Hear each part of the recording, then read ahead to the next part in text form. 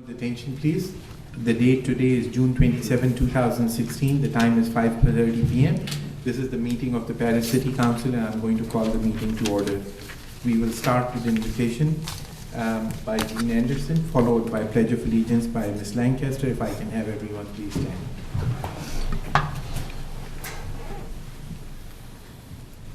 Heavenly Father, we do thank you for the many blessings that you've given our country. We pray, Father, for your guidance and direction in our meeting tonight. We pray that everything that we do would glorify your name. And Father, we just ask in these difficult and troubled times, Father, that you would watch over us.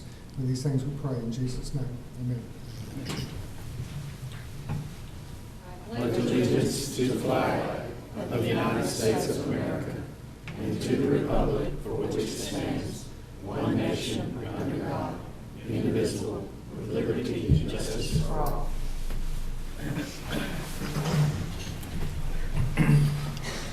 Next item on the agenda is the Citizens Forum. Persons desiring to address the council must limit their presentation to no more than 2 minutes.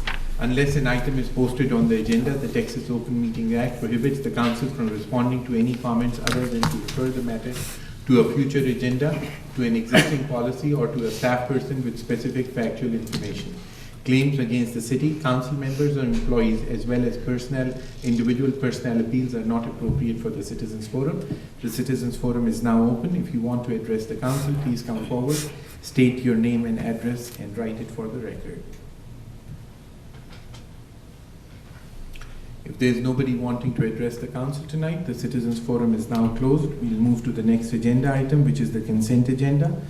Any of the council members have any questions on the consent agenda? If nobody does, I do have a question, and that is on item number 12. It says discuss and act on a water service agreement with the Paris Generation LP.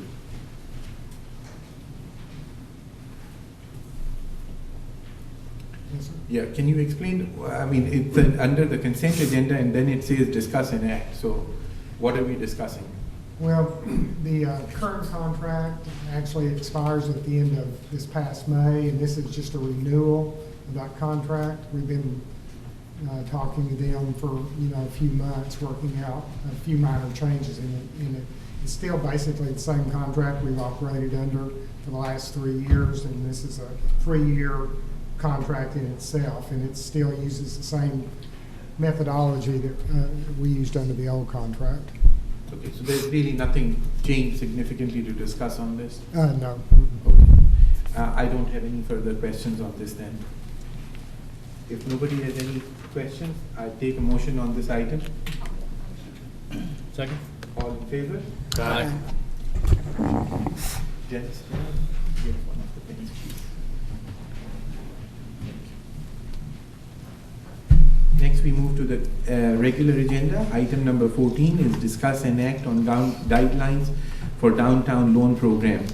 Just as a reminder on this, the city manager and some of us met the bankers who were very cooperative on the first go around with the home loan improvement program.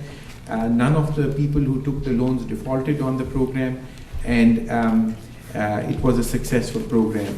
We wanted to extend this to businesses. Last time it was only for homes. This time it's for businesses.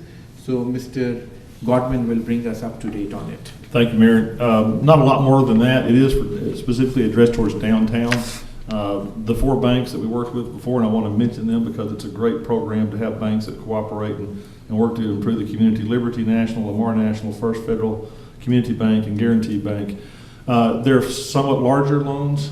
Instead of a maximum of $5,000, this would be a maximum of $15,000 because we're talking about commercial buildings. We're talking about only within the area of the Historic District Number 1, which is basically downtown. And just like last time, we try to emphasize saving deteriorated buildings or some minimum standards on what kind of building it has to be. But basically, we're trying to save buildings from getting worse, and that means to enclose exterior, broken windows, roofs that are caving in. And in this case, we've also added asbestos remediation and ADA accessibility. So it's basically the same program, but just a little bit different. Again, great partners with those 4 banks, and certainly we recommend approval. Any questions on this? I have one Yes. very needle in a haystack question. I know this says repairs must be necessary, but I know the Historic Commission has gotten, or has an issue with a property owner that is not in compliance with their paint scheme. So it's not really a repair, but it's kind of a compliance issue. Right. Would that property owner qualify for It this? would not be. It would because, not. again, the main goal is to save buildings that are Sure. in danger, and the fact that somebody didn't paint it correctly or something like that would not be qualified. Okay. And there used to be, and not to digress too much, but there were facade grants and things like that. Are there any programs for a resident in historic district? There remains the facade grant, there remains the big grant, the building improvement grant, and there's also a tax abatement that's available. So there's 3 different funding mechanisms besides this that are available for downtown. Okay, thank you. And we still have the same program, which was the home loan improvement program, that still is in place. Okay. Yeah, that is not, doing this program is not canceling that program. Well, in fairness, I really wanted to make sure this was a good opportunity to get that out there. Yes. So that we can Yeah. talk about that a little bit more. There are a number of opportunities for downtown, and- Okay. and hopefully people will take advantage of those. And I do think that we need to work a little bit harder on making people aware of it.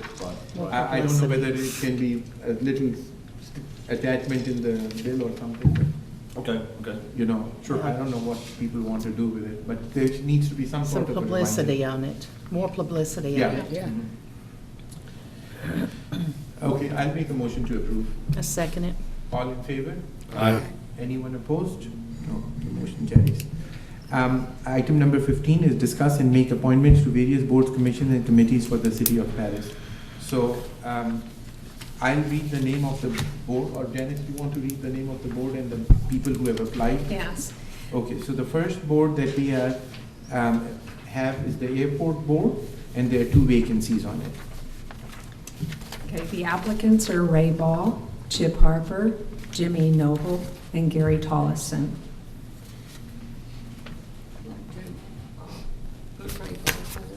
Ray Ball? I'll second. Don't need a second Okay, for okay. nomination. I'll nominate, if there's no other, I'll nominate Mr. Noble. Well, actually, we did it wrong. Go back to, sorry, first nomination was, so let's take a vote on the first nomination. Ray Ball, all in favor? Anyone opposed? Mr. Friesen, yes, no? No, I voted yes. Okay, Thanks. so Mr. Ball is on. I'd like to then nominate Mr. Noble. Any other nominations? I'd like to make a nomination. Sure. Gary Tollison, he's a current member right now. Okay. All right, so we'll take a vote on Mr. Noble first. Obviously, I nominated, so I'll vote for him. Something different. Opposed? 3, so 4-3.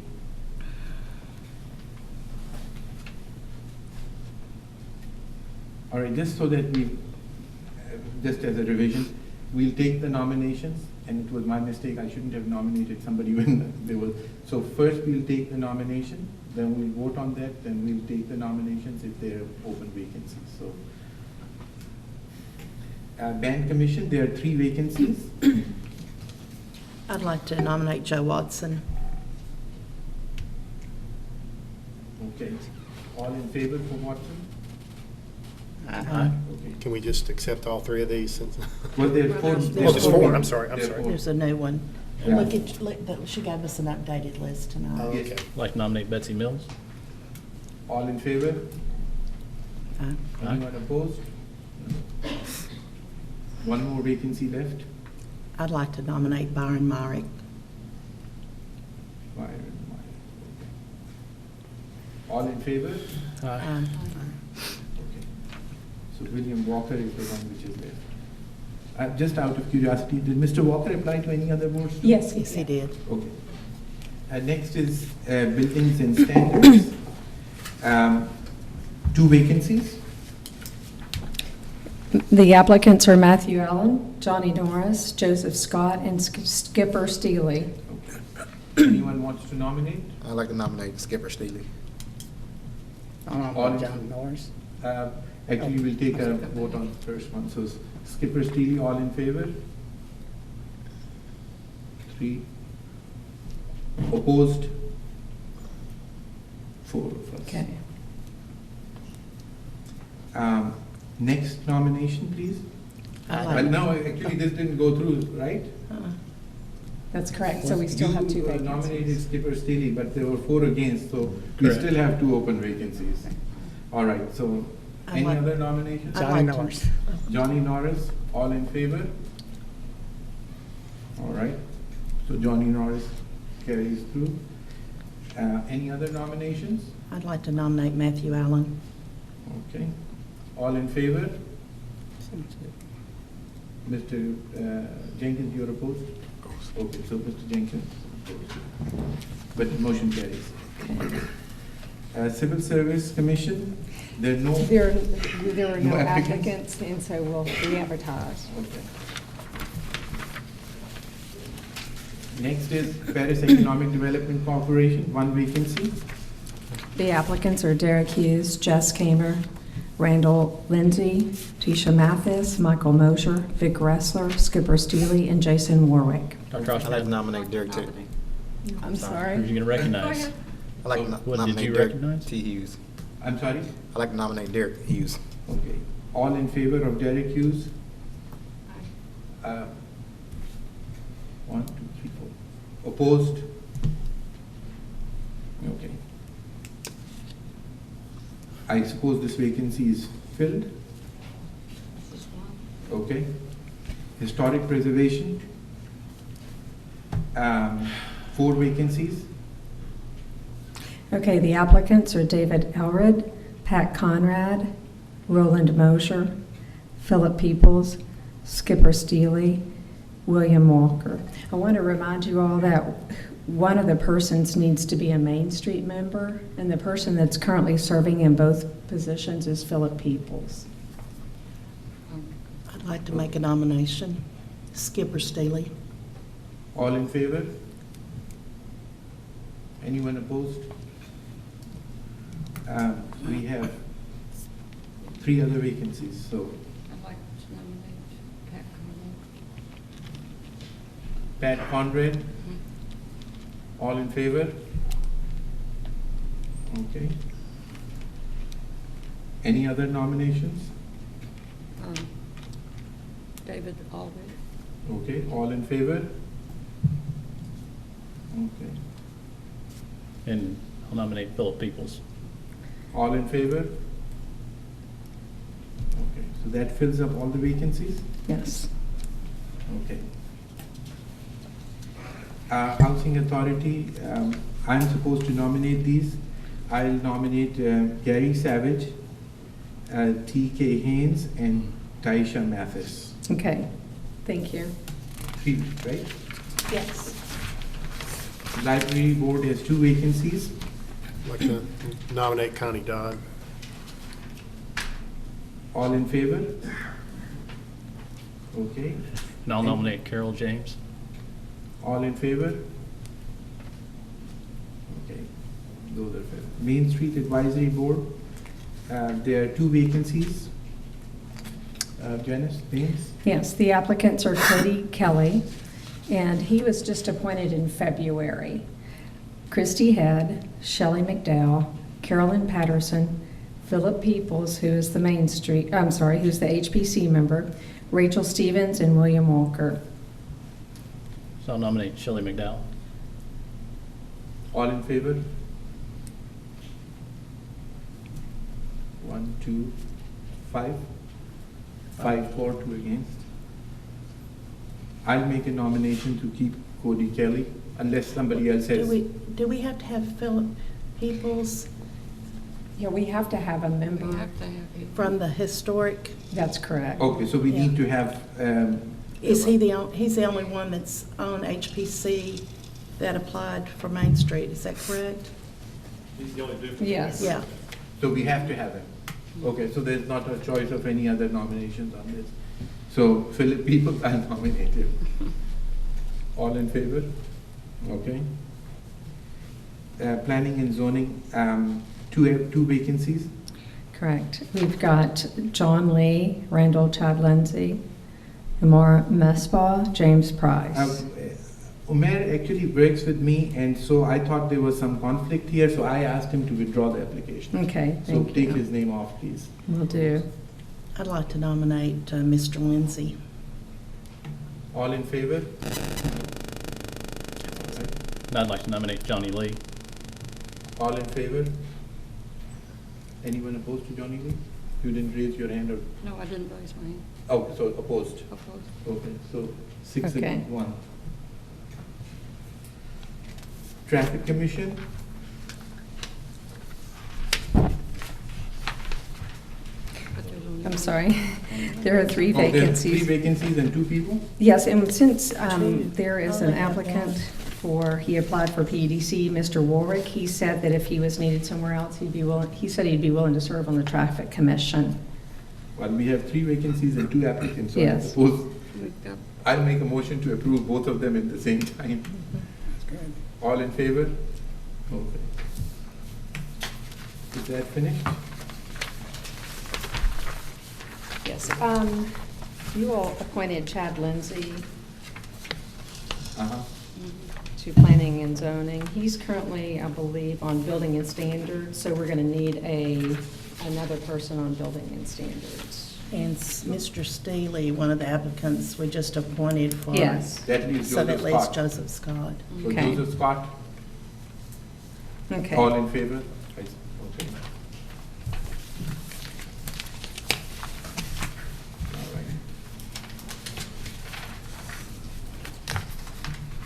All right. Discuss and appoint city council liaisons to serve on various boards and commissions. Airport board, who wants to? You were on it before, right? So, band commission, Who was airport, Mrs. Lancaster? I think you did band commission before. I would like to do it again, please. All in, I suppose, if nobody has any objections, or if somebody has an objection, raise your hand, otherwise we'll just go through it relatively quickly. Buildings and standards, who wants to? Mr. Frierson. Civil service, I'll take civil service, I suppose. Okay.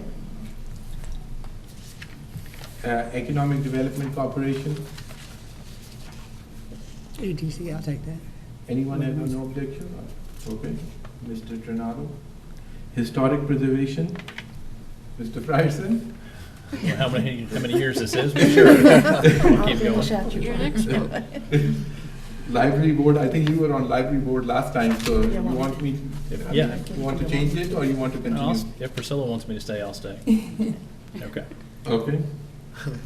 Main Street Advisory Board, Mr. Jenkins, you're not on anything so far. Traffic. Okay. Traffic.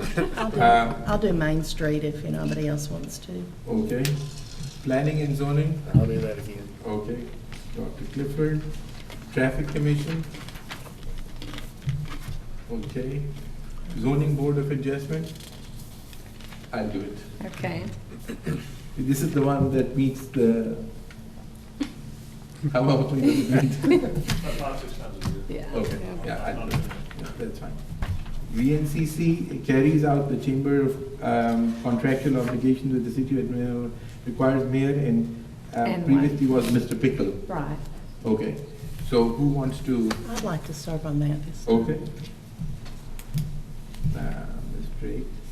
Architects, I am, but they have a very poor attendance on it. Who else wants to do it? One other person. What is it? Architects Council of Governments. Architects Council of Arctic, Governments. the problem is it's on a Thursday morning, and Thursday morning are my busiest morning. In Texas, That's I why I've can't been have usually. poor I can't attendance in it, outpace. but I'll try my best, that's all. I can't make it every Thursday morning. Just because of my job, it's difficult. Mr. Frierson? I've already done it for you. Okay, I've already got 4. so- okay. Mr. Jenkins or Mr. Trinado? What does it consist of? It really, the Council of Governments is the body that has multiple cities. They have local governments from all the cities, and it really is a very good board. It's an interesting. And it's a significant board, I think. It's just that its timings are a little off, and it's not met over here. You have to travel. And sometimes it's 60 miles away, and sometimes it's 70 miles away, and sometimes it's 30 miles away. I'll try it, I'll give it a try. Okay, all right. Maybe you could twist my arm and we could drive together there. I was kidding. I was crossing my leg. Okay. Is that it? I think that finishes item number 16. Okay, item number 17 is discuss and act on procuring a contractor to clean out all drainage ditches and channels in the city. So this was my item, and I had asked Mr. Godwin that we were having issues in the sense that the city workers are trying to clean ditches up. The process is extremely slow, and they are pulled away from the work that they are supposed to be doing. And if we go at the pace that we were going at, we will never finish. And as such, I had requested to Mr. Godwin to bring it to the council for the council's opinion, that if the council is in agreement, then what we can do is we can hire an outside contractor. They can accumulate all the jobs, and they can give it an entire contract to the contractor to finish all the work and be done and over with it, so that we don't keep going at it and never get finished with it. So Mr. Godwin has brought some recommendations, so let's hear what he has, and then the council can decide how they want to proceed with it. Well, again, I don't have a lot to add. The notion is, right now, let me back up, right now we have 2 contract crews working for us, and they're gonna hit the $50,000 maximum, which is the most we can spend on a contractor by state law without having competitive bids. So what we're looking to do is competitively bid this. Also, with a larger amount, with a larger project, we have the ability to get hopefully more competition, perhaps contractors outside of town. Not that we want to send our money to Mississippi like we did with the snow cleanup a few years ago. But having a large contractor, it did make it go faster. It was more efficient. People that specialize in that sort of thing. The folks that have been doing a really good job. But again, it's going to take forever to do it. So we need to do that to be legal and get more work done. So what we looked about was we're making wild guesses, and of course I included I'll send you last week. Hopefully you saw a potential schedule or a hope for schedule, and it's also in your agenda packet today. But kind of our best guess is that if we have enough crews working, we can do this for about 6 months. At the rate we're being charged now, we don't know what the bids will be. It will be about $640,000 of the $1.8 million that you approved last month. So we're ready to go on that with your approval, and hopefully we'll bring you back a good bid or bids at your next meeting on July the 11th. So my opinion on this is that we should definitely do it. I would like to see, I mean, I know you have put some, addresses, etc., where work is going to be done, but I want a more detailed account of that. Yes. And I want to be sure that, like the lady who's sitting over here, that her property is included in it. I mean, I'm not talking about going on private property, Right. but you know what I understand. saying. But that we have a comprehensive list, and then I think instead of giving it piecemeal, I'd say that this is the comprehensive list, and bid out the comprehensive list, and let them bid it on the entire list, Okay. along with the timeline of when they will start and when they will finish. Okay. That's my opinion. Ms. Lancaster. Can we be given each council member a list of where to make sure that any areas that we have concern of are included? Sure, and just to clarify, I think that'd be a very good idea, because they're your districts. Now, what we don't want to do, and we've talked about this before, and I think y'all all understand this, we don't want to do a house here and a house here and a house there. No, I Because as understand you know, that. I know especially because you've been out there a lot, it's channels and ditches, and we need to start from this point to this point. And for the most part, even if you give us 119 different addresses, you start playing the connected dots and you realize that they're all along this channel, they're all on this channel. Like we've been out at Mr. Tronato's house a few weeks ago on Old Jefferson. Well, we're cleaning on 8th and 6th and Sycamore right now. If you're on Old Jefferson, you may be thinking, what about us? Well, that'll affect you because we've got to go downstream. So, but yeah, if you've got locations that you know of, you're going to know that really well, please let us know, absolutely. Thank you. Any other council members have any questions or concerns? I like the idea of us all Okay, doing this is the the motion item, right? list. Yes, sir. Okay, so I'll make a motion that the city manager be allowed to develop a comprehensive list and then bid out the project and bring it back to us once the bid comes back. Mr. Godwin, when would you want that list to you?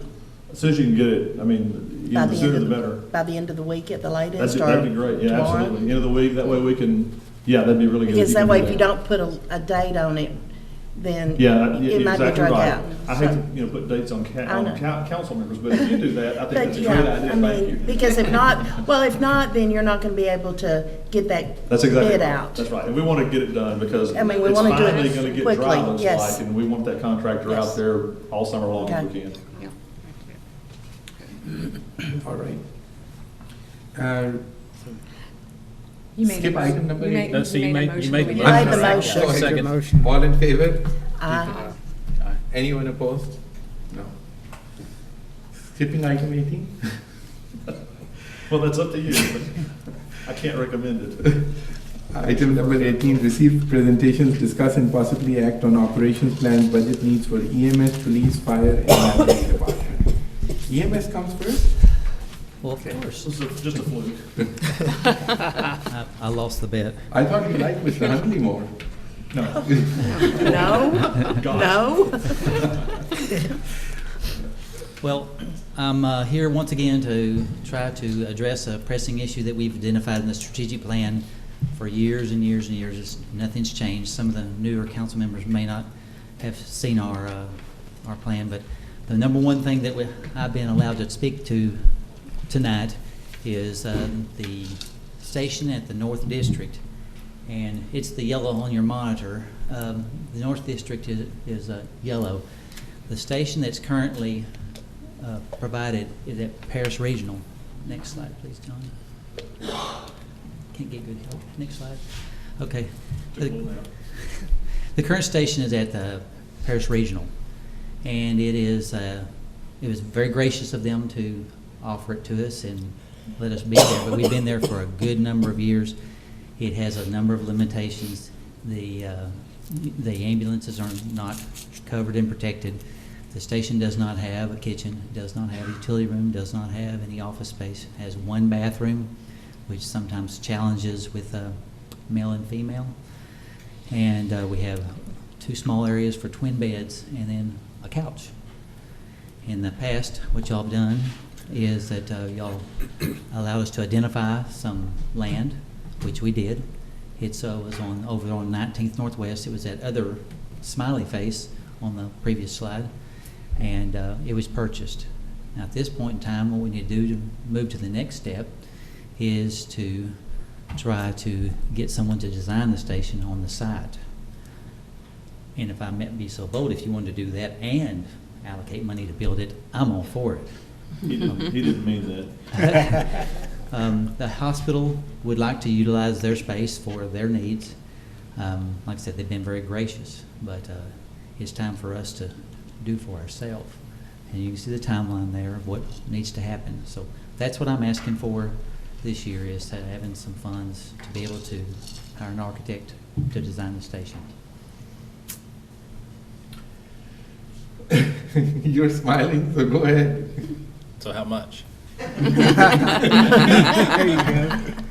The John estimated 25,000. About 25 to 30,000. For the design? Correct. For design. It shocked me how expensive it was. Well, you get a lot of, accessibility and compatibility issues. I mean, Yeah. what we're looking at is 2 bays for the ambulances, and then 2 bedrooms, a kitchen, a living room, a utility room, and 2 bathrooms. That's it. Yeah. And I think that's the thing I think we all need to keep in mind is that 25,000 may seem like a lot, but it's not. You're not going over the top with a We're not, palatial facility. no, we're not trying to build anything Taj Mahal or anything like that. Just All right. a simple metal building, That's functional. functional. Will this give you what you need? Will this give you what you need to do your job and everything right there what you need, right? Yes, sir. That's what we need. Okay. That's good. We need to get out of the hospital. Oh. They would like to see a timeline. We've been postponing it for years and years, and they would really like for us to kind of Move it along. get off the property so they can use it. Can can I put in a plug?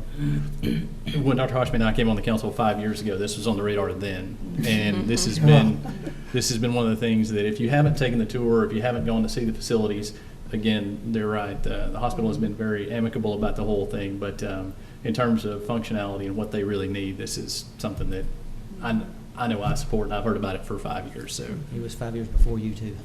I can only do what I can do. And I'm up here trying to do the best I can for you, so that's. You go.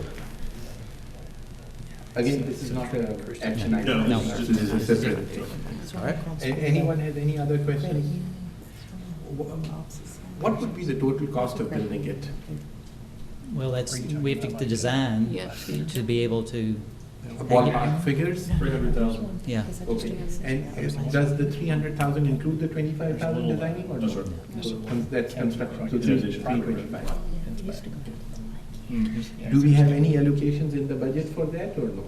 No, you should expect to see when you get your budget that I will have, unless you tell me not to, I'm not hearing it so far. You'll have I intend to recommend the architectural fees in the budget that you'll be getting in a few weeks.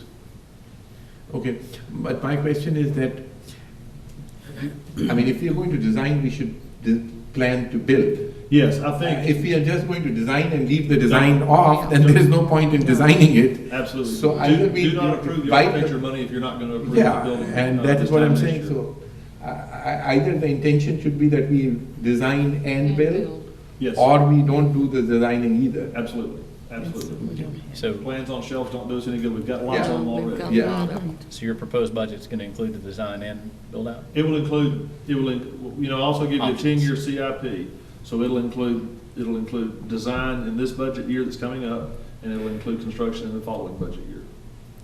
So that way whoever's on the council in the year can back out, but you'll hopefully approve both. But I still don't get it. Why do you want to approve for the following year? If you're going to put it in the budget, at least let us see and put it in the budget for this year and be done and over with it. Because I don't think I have that kind of money. Well, I realize, But I'll but put it in. we might have to cut things here and there, and I mean, I can do that. as, Can it be an alternate scenario? Because frankly, Yeah. Dr. Hoshman and I will be gone. yeah. So- I mean, I think we should, Okay. instead of putting it on yet another council to come and think it over, either do it or It's past due, there's no doubt about Yeah, that, but so- our resources are limited here, and we just have to do a lot maybe of we'll picking and have to choosing. cut some corners somewhere else. Okay. We are trying to help. Thank you. Appreciate it. All right. Phyllis? Next, Mr. Huntley. No? No. He's last. Oh, he's last. No, it says EMS Police Fire Library. Well, we changed the order, we're trying to keep you guys. Look at your computer Okay. screen. Look at the big one. Hi, Roof and archery. let me start with, I'm not asking for any more money for the next fiscal year. The year after, that's a different story. I've talked to y'all before, two of the things that I brought up in the past are the restoration of the artwork that we have. We have about $500,000 in art in the library. We have started that. One of the Bywaters paintings, the one that was in the worst shape, went to the Restore in December of 2004, came back last September. He's all done, hanging in the library, new frame, new glass. He looks great. We've got about 5 more to do. Just want y'all to know that. The other thing is the building maintenance. That's in my building. The roof is 30 years old. It's been patched and repatched. It's never been completely redone since that library opened in 1987, the new part. With the help of the Friends of the Library and the Library Advisory Board, this year we're going to get the roof done, and also with the help of our roofing contractor. He has offered to do the roof all at one time. I had a 4-year plan. He's offered to do it all at one time and allow us to pay him out. So that's going to be the next few years. Right now, I'll have, yeah, that's what's happened.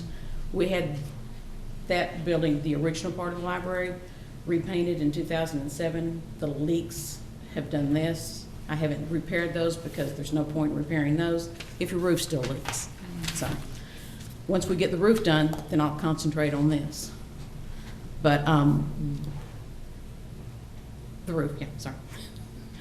Mr. Hoskins, who is doing the roof, will do it all at one time, and then we'll pay him. I've got $20,000 between my budget, the Friends, and the advisory board to pay them, and then we'll pay the remainder out over 3 years. Any questions? Yes, sir. So with the roof, the storms this spring and kind of hits close to home, literally and figuratively. Insurance? Was there a claim filed or denied, or what The happened? roof is 30 years old. Right. They had, when FEMA was here, they looked at it. It's not from the storms this year. It's just that it's a 30-year-old roof. It's flat. It's, yeah, no, there's no, That's surprising, as many roofs are being replaced. yeah. with But no, like I 3 rounds of said, hail. the roof in the library, it's 30 years old. It's been patched. It's never been completely redone. It's just worn out. Yeah, it's just worn out. Anyone else? I'm fine with it. The only thing that I was wondering about was the artwork. It says artwork, and what's the description on that? That's what I told you. We have 5 paintings that the restorer identified as needing work. Okay, so the already existing paintings that you're talking Yes, about? yeah, the ones in our collection. We've already started. We've done one, and hopefully, not next fiscal year, but the fiscal year after that, we can do another one. Okay? Thank you. Order? With the, okay, fire. No fire trucks this year? No. Not for the rest of his career. Not for the rest of I've been given specific instructions not to mention that word. Actually, on this list that you have before you, there's only a couple of things that I want to talk about tonight. Unfortunately, they're expensive items. There's about 3 different areas in the fire department that are required for us to, that are regulated by the federal and state governments. And by nature, they're very expensive to maintain. Tonight, I'm going to talk about one of these areas that's looming over us and let you know what the costs are going to be. Currently, we have 34 self-contained breathing apparatus, or air packs. That's the breathing air that they wear in a structure fire that were purchased between 2005 and 2006. Federal law requires that these packs be replaced by 2022. That sounds like a long way off, but it's 5 years from now. And the cost of the air packs, today's rate, is about $5,700 each, just the air pack. It amounts to a large sum of money. We also have 24 air packs that need to be replaced by 2027. Now, that sounds like an awful long way off, but that's only 10 years from now. Along with the air packs, we have what we call an accountability device that's attached to each air pack that tracks the firefighters' movements on the fire ground. It's tracked by the commander on the fire ground on a computer, so we know exactly where they are at any one time. Currently, the system we use will be obsolete once we replace air packs. So when we get new air packs, we'll have a different type system for accountability, which in essence, if we purchase them piecemeal over the next 10 years, we'll have 2 different accountability systems to maintain and keep repaired. This all being said, I think the council has to opt for 1 or 2 different scenarios. I mean, we really don't have any choice. It's a federal and state mandate, and I want to get a jump on it before it jumps up and bites us. The first thing is we can purchase all the air packs at one time, right now, on a purchase plan similar to what we did with the fire trucks, and we can pay it out over a 10-year period.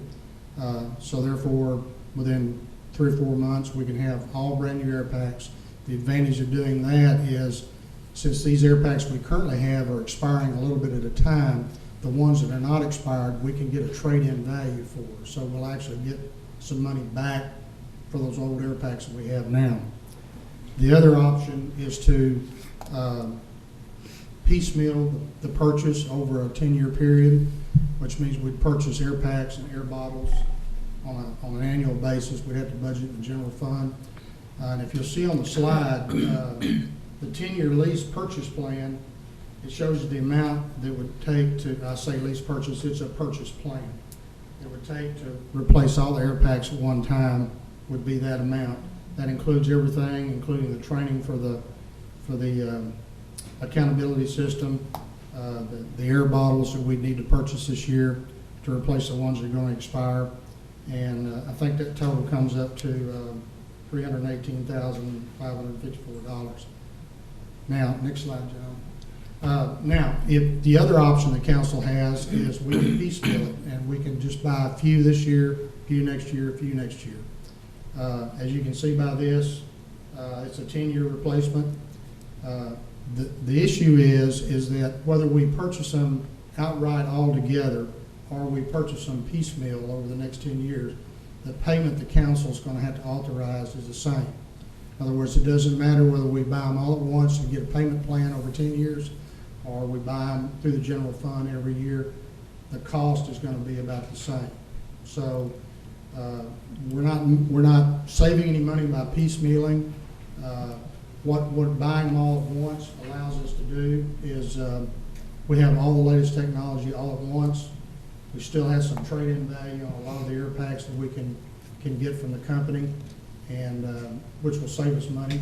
So that $318,000 would go down depending on the trade-in value we get.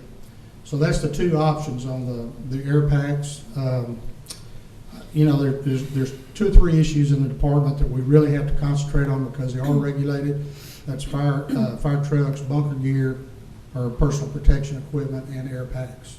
And we don't have any choice. We've got to look down the road and you know, make that determination of when they're going to expire so that we can plan for the future.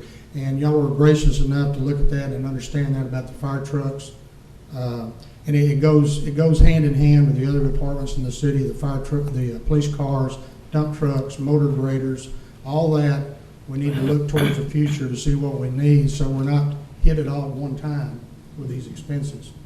So it's up to the council to decide which way to go, whether we want to purchase them all at one time. The cost is going to be approximately the same amount, whether we purchase them all together or whether y'all opt to piecemeal the air packs over the next 10 years. The advantage of doing it all at once is we get all the new technology, we get all new accountability system.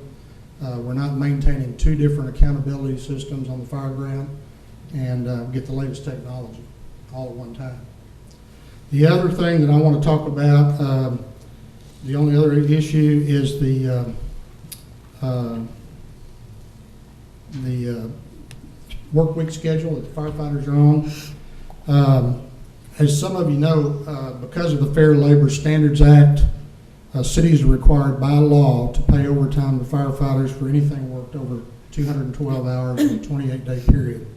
Currently, the firefighters here are under a 28-day cycle, which means that during that 28 days, if a firefighter works more than 212 hours, they're paid overtime unless they have taken a vacation or holiday. The clock resets every 28 days. So if they don't take anything within that 28 days, they get the time and a half overtime. If they take anything at all, they lose that time and a half overtime. The 28-day cycle causes many problems. With the clock only resetting every 28 days, and a firefighter has taken one of those 2 holidays, or that holiday or vacation, and we have to force them to work overtime, they're working for straight time. And this is a common issue in the department right now with the turnover we have and the educational requirements, training and so forth. We're constantly forcing firefighters to work overtime. And they may or may not get time and a half, but they may be working for straight time. They don't really have any choice, but when their name comes up on the list, then they've got to work this overtime. It creates an issue with our scheduling of vacation and holidays because the firefighters have to schedule their holidays and vacation a whole year in advance. They're not allowed just to come up and say, I'd like to take next week off. We have to sit down in the last part of the year, and they have to pick their vacation and holidays for the next year all at one time. And the fact that they watch that calendar and they try to pick their vacations so that it doesn't cause them to work straight time when they're forced to work overtime. So it ends up, they're taking large blocks of vacation at one time. We'll lose a firefighter for a month at a time. And just because they'll take it all at one time and get it over with so they don't get penalized for the rest of the year.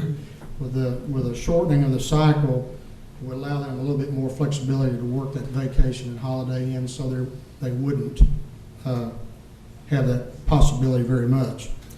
Cities can opt for a 7, 14, 21, or 28-day cycle, and that depends on the payroll system and its ability to calculate pay.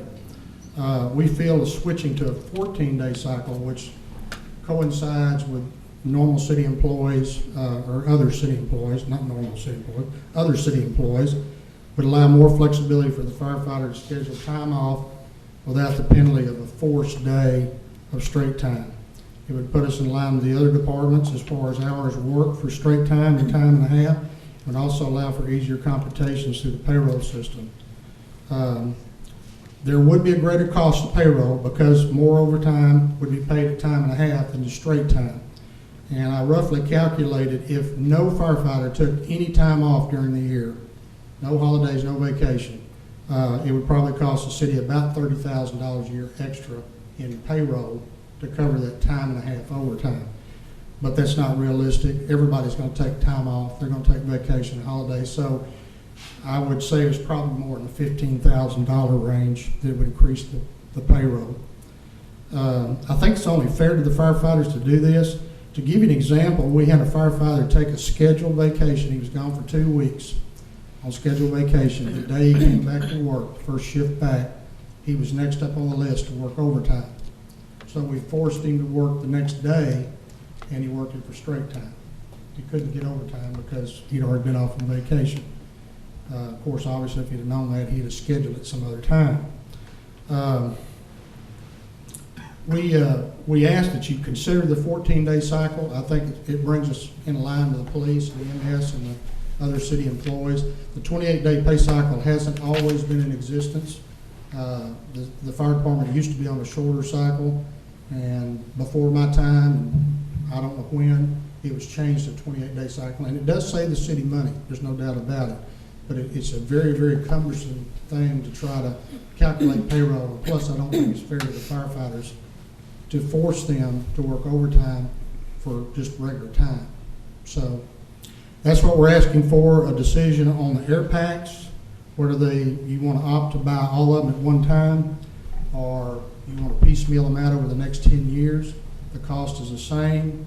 One advantage is the trade-in on the air packs that we can get now. And the other is to consider a 14-day pay cycle for the firefighters so that there's a less likely chance that they're going to be caught having to be forced to work overtime for just straight time pay. I'll answer any questions you've got. Anyone? I have to tell you, Mr. Wright, you have me totally confused about it. So you have to give it to me in writing again. On which one? On the 28-day cycle. Okay, I can do that. Because I'm completely off now as to what. Well, it is very confusing because the federal government's made it very hard on fire service. Yeah. Fire service and police department, but more so for the fire service because of this 24/48 shift that we work. So if you can please give it I in will writing give so to that you in there's some writing. better understanding of what. Sure. Would have no problem doing that. Would anybody else like it, or? Yeah. Yeah, sure, I want to see it too. I think Everybody everybody, wants it. I think the whole council. Okay, I'll write it up and send it to the city manager, and he can Yeah, disseminate it to the that council. would be great. And again, on the air packs, we're safe right now. We've got some that are going to expire, I think, in 2 years. I mean, so we have some time, but if we strike now, the packs go up expense-wise. So the more we put it off, the more expensive it's going to be. So the quicker we do that and make a decision on that, the better off we'll be. So. Are you going to say anything about code mowing? No. Okay. All right. Okay. Good enough. Thank you. One quick question, sorry, Sure. Chief. So the $318,000 or whatever the number is, so because you kind of have a retirement schedule, hopefully, for the trucks. I mean, I'm just Correct. extrapolating out. Correct. I guess if you still got useful life left, it's better to go ahead and do, your opinion is go Well- ahead and just turn the whole thing over right now, even though you've got some equipment that's got a number of years left? We got some equipment that has a number of years left. I mean, we could go into the 2022, 23 before we buy air packs. That was a piecemeal Yeah, approach. What my concern is, if we wait till the air packs are completely out of use, in other words, we have to take them out of service, then we're not able to recoup any trade-in value for the air packs. In other words, they're just gone. Even if we gave them to the company we buy new air packs from, they can't sell them to anybody because the technology is gone with those air packs. The whole purpose of buying them outright is to get that trade-in value and the latest technology all at one time. And my point is it doesn't matter whether we buy them all at one time or we piecemeal them out. It's going to cost the city the same amount of money each year, regardless. and so is this $318,000 over 10 years, Over 10 years. is that divided Yeah, it's evenly? about $35,000 a year, give or take a couple of thousand, plus our air bottle purchase will make it 45. And if you'll look on the line item for the 10-year purchase plan, we have some needs right this first year, but it's going to be $46,000. So 45, 46,000, no matter whether you buy them outright now or whether you buy them a little bit at a time over the next 10 years. So now some of them we could go, we could buy 15 air packs one year and 4 air packs the next year. But in order to complete this succession in the next 10 years, we've got to spend the money to do that. And it's going to be more expensive later on, obviously, because the air packs are going to go up in price. They've increased $2,000 a piece since I've been here. Mr. Wright, one other question. If this equipment eventually becomes useless, right, over time, is there any benefit to leasing it rather than buying it? Or is it not leased out, or what? We've invested, we can lease them and turn them back in, yes. Because, it's not worth anything at the end anyway. No, they can't utilize the air packs once they've outlived their usefulness. So, and the same way with air bottles, after 15 years, they have to be destroyed. And they still retain some value, say, at 5 years. So if you were to get a 5-year lease on it and every 5 years change it, would that be a cheaper alternative? That's a possibility. It's a possibility, yes. We can look at that option and give some figures to the city manager to disseminate to you also. And you have some that are still being able to be used. So if you replace X number and lease them for 5 years, by the time, Yeah. you can extrapolate it out. Right, we could do that. The only downside is the accountability system. That accountability system's on a computer, and it's a different mechanism altogether. So we'd have 2 different separate accountability systems. We'd have to keep up with the firefighters on the fireground if we didn't replace them all. So that's the only downside. But again, it's a cheaper alternative. It's a possibility. I'll look at it and I'll discuss it with the manufacturer that provides air packs and see what they can come up with and get back with you. But the main thing tonight, I just wanted to let you know that there are things in the fire department that cost a lot of money. Fire trucks, air packs, bunker gear, and they're mandated by state and federal laws that we really don't have any control over. And, how we do it is one way, but we've got to do it sooner or later. Well, I don't, personally speaking, I don't think anybody up here wants to entertain life safety. That is obviously top Yeah, I priority. understand. But I will give you credit. You don't do anything cheaply every time you come up with it. It's always a big number. So. That's right. Well, we're an expensive organization. Yes. Any other questions? I'll get that information back to you. Thank you. Thank you.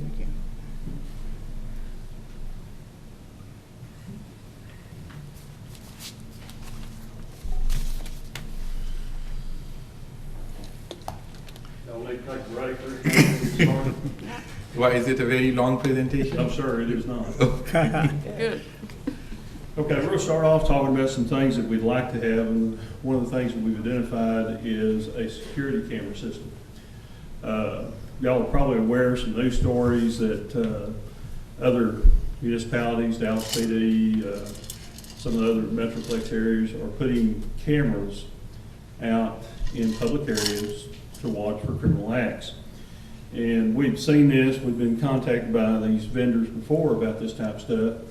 And then I actually just kind of heard this through the grapevine that the city of Gainesville, which is about 50,000 people over here on the west side of Sherman, had installed 199 surveillance cameras in their town. And I'm just kind of like y'all, it's 199 cameras. And so we actually did a field trip, went over and took a look at them. And of course, my first question to the chief over there is, how'd you pay for this?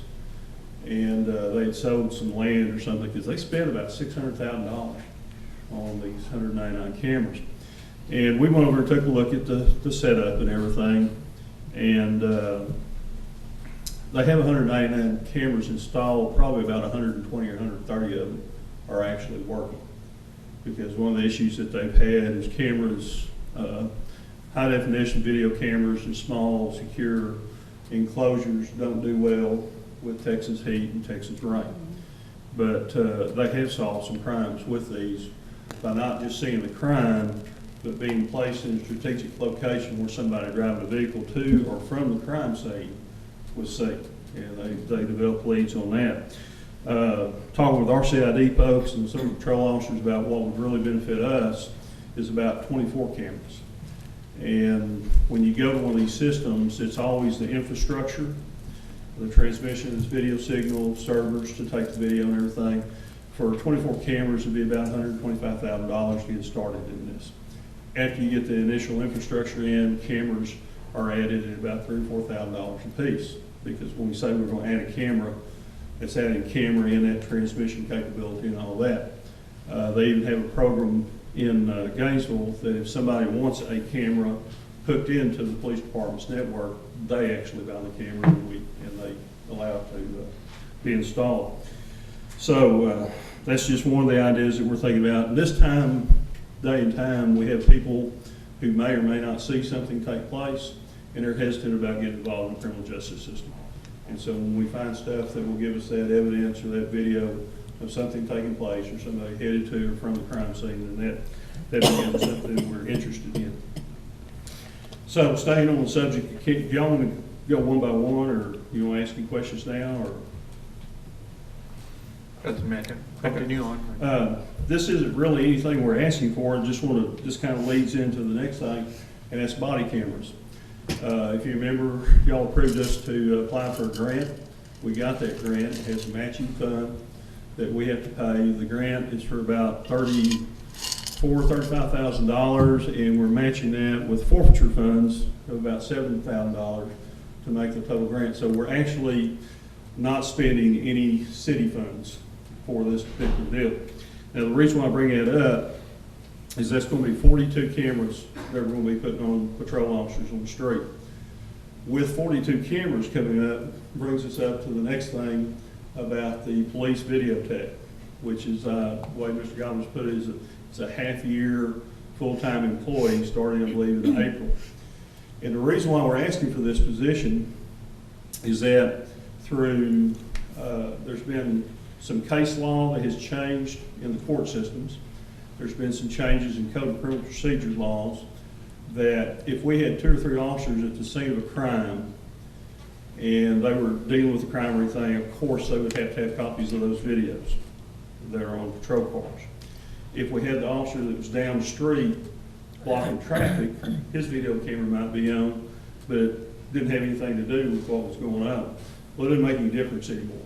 If there's anybody that has any kind of recording that can be associated to that investigation or that incident, we now have to provide copies of that in any kind of a prosecution case. The next thing that affected us is Freedom of Information Act request or public information request. If we go out here and are on the scene of a traffic accident and have 3 or 4 cars out there, if we get a public information request for any of those videos, we have to provide a copy of each one of those videos. As long as it meets certain criteria to be releasable, we have to provide those copies. And so what this all means is that I have a property lieutenant and I have a part-time property evidence tech that are spending all their time copying videos. And so that's leaving the evidence not getting processed like it needs to be done. getting it back out the door, getting it back to owners, or everything like that. We're taking that with the cameras that we have right now in video in the patrol cars. We're fixing to add 42 more cameras to that load. And so when we have 3 officers go out on something, we're going to have 3 patrol car videos, we're going to have 3 body cam videos. And so the potential is going to be kind of a little bit exponential, is that it's going to keep on building. When we have either a criminal case to be filed or get a public information request, we're going to have a lot more copies of videos that are going to have to be made, maintained, cataloged, searched for, and all that type of thing. And so that's the reason why we're asking for the videotape. Homicide investigation or murder investigation training, we've identified 4 of our detectives who, according to our CID captain, have demonstrated some proficiency in interview techniques, crime scene stuff, that type of thing. We've already sent 2 of them to an advanced homicide investigation school that's held in New Braunfels. We've got 2 more. They're going to a 2-week school that's being held in Omaha, Nebraska. And so we're sharpening the skills on murder investigation training. It doesn't really affect our budget, except we're just going to be spending more money on that type of training. The K-9 unit. We have went through the selection process. We have a K-9 handler. It's going to be Officer Jeff Padir. He went through the selection process, and what was kind of neat about this is that when we started into this, I started looking at other departments that had successful K-9 programs, and had contact with some people in the Louisville PD. And they were kind enough to let their captain and one of the actual K-9 officers come to our department and sit in on the selection process, not to only give us a better idea of what all was going to be needed from the officer, but they were also there for answering questions to the officers about getting into this and exactly know what they're getting into. Because you don't park the patrol car and go home. When you get that dog, you're a unit from then on, 24/7. So we did that. Again, the dog is being bought, half from a grant, half from forfeiture funds, and he's scheduled to go to Hattiesburg, Mississippi for 4 weeks of training, probably about towards the middle of the end of July. So that's where we're at on the K-9 unit. Third narcotics officer. We're waiting on people to finish out their training. We have 3 folks that are in the FTO program right now. We have 2 that's in the academy. We're looking to hire 3 more starting in the academy on July 19th. So we're thinking that we're going to get close to a third narcotics officer having the ability to put somebody over there probably end of August or September, somewhere around in there. The exterior of the police and courts building.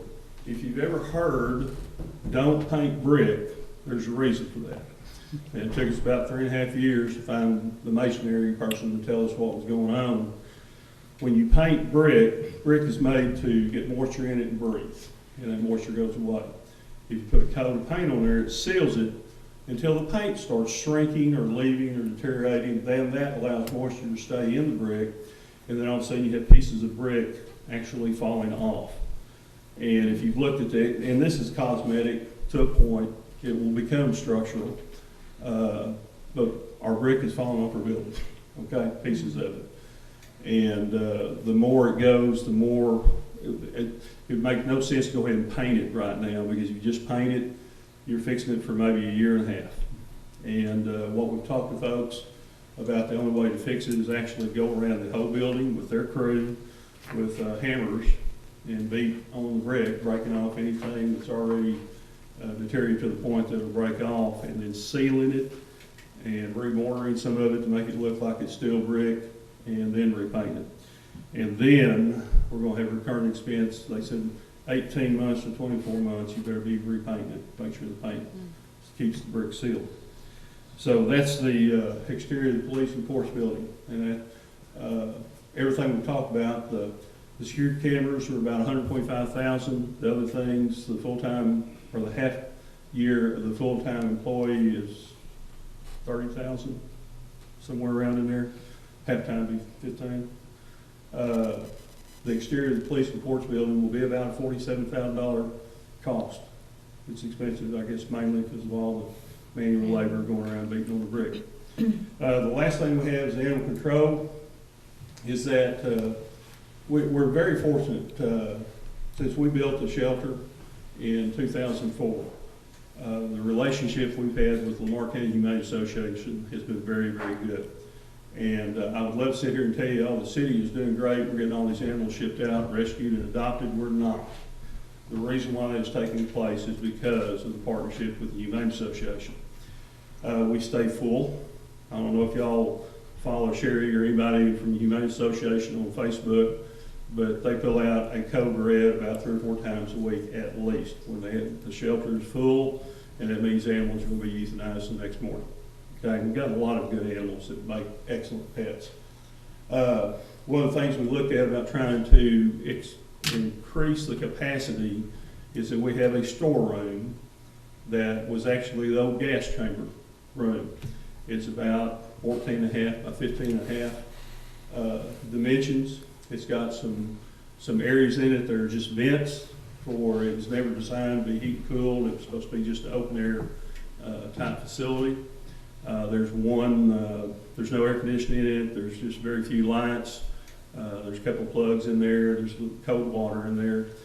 But in closing that in and putting roll around kennels in there, or not kennels would be a bad word, cages, to increase that room. Once you do the ceiling of the windows, and they're odd shape, they're kind of triangular because the building, the way the building's roof pitch is.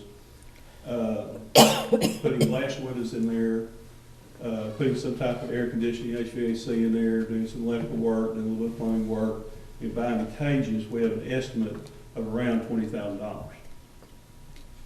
But that would increase us about 8 to 12 animals to have a place to kind of, when we have an intake, to put them in there. You know, running a shelter is almost like running a jail. When you have people come in, or when you have animals come in, you have to decide which ones are adoptable. If you have a biter or something like that, if you have a sick animal or something, you have to kind of do an intake process, and that's kind of what this would be used for, and then transfer them to the other cages for a better adoption or rescue deal. So that's what we've got. That was quick. What questions do you have, sir? Anyone have any questions? I'd just like to offer one comment or clarification, and that is this last item is actually listed on your agenda as an action item. This is not something we want to wait till October to do. We want to go ahead and do that now. So when you get ready for it, you know, we're recommending or requesting that you set aside funds to convert that room to additional kennel space. I love animals, and I have 2 dogs at home. But I'll be quite honest, I have a little bit of a hard time spending $20,000 on a room when we have issues with drainage, when we have issues with EMS not having, and I don't mean to sound cruel to animals, so please don't take me wrong, but I just have a little bit of a problem with that. Well, if it'll help you, that's $20,000 an estimate, because what we do is we just call the contractors and said, hey, how much will it cost to put the windows in this thing? How much will it cost? So it may come down $2,000 or $3,000, but Yeah. you know, that's just depending. I've looked at that room, and you know, there's electrical in it, there's a sink in it, there's a drain in the floor, and you know, some of these windows wouldn't necessarily, that giant triangular window wouldn't necessarily have to be replaced. It might just be bricked in. I mean, there'd be a way to get it less than 20,000. That seems relatively high for something that you're just going to convert it to. It doesn't have to be, as we said, the Taj Mahal, but if it, I mean, I know they had an issue with some puppies that were brought in with parvo, and since they didn't have an isolation area for them, they infected a whole bunch of other puppies. A bunch of them died, a bunch of them were put down. And that's a good point, Doc, because what we get in, they're all, I don't have any good statistics to bring us up. The animals we receive out there are not people's pets. Yeah. There are castaways, somebody's thrown them out or something like that. And so the fact that they're diseased, especially parvo, once you get a parvo in a pen, it goes through quickly. And you have to bleach the thing out and all that kind of thing to try to kill the virus or whatever it is. The windows, we'd actually talked about just breaking them in. And one thing when we designed the shelter, the reason why we have all the skylights out there and everything, is the architect at that time was real big on natural sunlight coming in to help with the bacteria. And that's the only reason why we looked at glass instead of just brick and mid, is because they say the natural sunlight helps you to control the bacteria. Yes, Ms. Lancaster. Can some of this work be done more or less in-house too?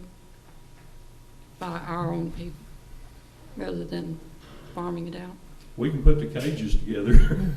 Well, surely you can I put don't a know if plug you would trust in. me, but, I can even put a plug in. I think Yes. I mean, I think if it can be done cheaper, I would personally have no objection, but the thing about it, just $20,000 on one room, it just seems. But the main expense of this thing are the cages. Yeah, The the cages cages. are rolling around fiberglass cages. And like I say, we didn't go out for bids or anything like that. We called around, got quotes, and these things are like $3,300 each. So that's kind of your big Right. expense is the cages. And we don't want to get in the same situation that Dallas is in right now on their whole south side. No. Yeah, We've what- had a I'm pretty, sorry, what did you say? Dallas has a real problem because they have not stayed ahead, but we've really done a wonderful job. Our group has. Oh, I think we have. They have. John, where would this money come from? It would come from the police department budget. Okay. Is it, I mean, is it already in the budget? No, it's an unbudgeted No. item. It's just an issue that's come up, it's getting worse and worse, and we just feel like we need to address it before it gets even worse. And you feel that way too. Yeah, I Needs think to it be needs to be addressed. done. I think, obviously we want to do it as cheaply as we can. We try to do some things in-house. We try to, you never know, we may be able to get things donated. For example, maybe a bad example, but we had we set aside money, this was a budgeted item, we over 2 years to build a bathroom out at the fairgrounds. Fairgrounds. And we got a lot of that stuff donated. They got the price down a lot cheaper. So, maybe the way to do this, if you guys are willing, is to go ahead and authorize us to pursue it. But only if we do it for a lot less money. I don't know how to define a lot less. We can report back to you on what we come up with. Is this an action item for today? Yes, sir. Well, how does one want, what does the I council? make a motion, we approve it. I second. Sounds reasonable. Okay. All in favor? Aye. Aye. I'm going to oppose. Right. In fact, we will be careful, and we'll work with the Humane Society folks and all that stuff too. So, Yeah, anything that we could get donated would be yeah. greatly appreciated. Thank Any questions you. or anything else? Anybody else? Not yet. Okay. Yeah, thank y'all very much. Actually, on second thoughts, I do have a question. You go back to the previous, I wanted to talk about this camera again one more time. Okay. So, you were saying that this .5 FT police videotech, he's not the monitoring person. No. Is it going to be monitored where the control center is? They're going to watch these cameras? I mean, is somebody watching these, or this is just recording cameras and nobody watches what is going on? We're kind of combined two things. I would be very happy, but somewhat shocked if y'all gave me $125,000 for these security cameras in the budget. We're looking at forfeiture funds that we could use on something like that. The way that these things, the way Gainesville's doing, the way Dallas, there can be 1 or 2 cameras that they can monitor in dispatch. We have a surveillance camera down here on the skate park, and it's up in dispatch, and they can watch it when they get an opportunity to. The main thing is that when you have something take place, then when you would know what area of town and go back and look at those particular videos to see if there's any information on there that's going to help you or not. The server, that, just like what Gainesville does, the server will keep this stuff on for about 2 weeks. And normally if you get an instant call in or something like that, it's going to take place that. Now the video tech, his basic, her, whatever it is, their job will be is clerical, working in property and evidence, taking these requests for copies of videos and getting the copies made is the main thing they're going to do. Is there going to be a charge for making those copies? There's some that we're allowed to charge for on public information requests, but when we're doing it for prosecution, that's just something that's required. Okay, and without getting into the nitty-gritty of it, I mean, where do you want to install this? Downtown, or I mean, do you really feel that it's going to cut on the crime down, or do you, I mean, I know it may help some investigation, but I don't know how many investigations will happen precisely where the camera is installed. It's kind of a two-pronged approach. And don't get me wrong, I'm not preaching Big Brother or we're watching you or anything like that. But the presence of a camera sometimes will thwart what somebody is thinking about doing. So the presence of the camera is one thing. The second thing is that if something takes place, then without anybody having to be a witness or coming forward or anything, you're going to have some evidence or something going on with video that's going to allow you to work that case. Now, is it going to solve everything? No, sir. Okay, I would not stand up here and say that. What it will do is it will provide some leads on some cases. And I have another question. If it is a question of prevention, if you have 10 cameras and you take 50 dummies and put them throughout the city, now nobody knows which are actual and which are dummies. Well, be glad to. I'll try that. No, I'm not asking you to try it, I'm just No, asking I that. see. I mean, because if somebody doesn't know, and if your feeling is that it's going to prevent crime, well, you can put dummy cameras here and there. Well, People will not know which one is. I'm sure you've been over the Dallas area and saw those elevated platforms in the shopping centers, those kind of things. Those things are about $75,000–$85,000 a piece, because we've looked at those. But I'm not going to say how many, but a lot of times they're just sitting there and there's nobody in them. But when you walk by and you see it, you may behave a little bit differently. In Gainesville, has there been any statistics as to an increase in a decrease in the crime rate or an increase in the percentage of crimes that are solved? Is there any hard data that show that they've? No, not that I can find. Okay. Thank you. All right. Item number 19, discuss and act on an ordinance of the City Council of the City of Paris providing provision of emergency medical services in the City of Paris, creating an offense for provision of emergency medical services by an emergency medical service provider other than City of Paris EMS, making other findings and provisions related to the subject, providing a penalty clause, providing a saving clause, providing a severability clause, and providing an effective date. Very quickly, from time to time, we'll have folks that look for market expansion or new markets for their businesses. EMS is provided by the City of Paris. We're the only folks that are here now. That's for direct emergency medical services, also for medical transport. It's very important to us that we can control the quality and the reliability and sustainability of our EMS system. So the city attorney has put together this ordinance that would allow us to control it more tightly and make sure that we're the provider. And as long as we're the provider, we know what kind of quality and sustainability that we have. So that's a pretty short version of we provide EMS, and we want to continue to be the person who provides EMS. And that way, again, we know what's going on, good or bad, and we have complete control. It's just too important to let other folks do it on our behalf. So recommend approval of the ordinance. Anyone? No questions? Who wants to make the motion? Make a motion, we approve the ordinance? Second. All in favor? Aye. Motion carries.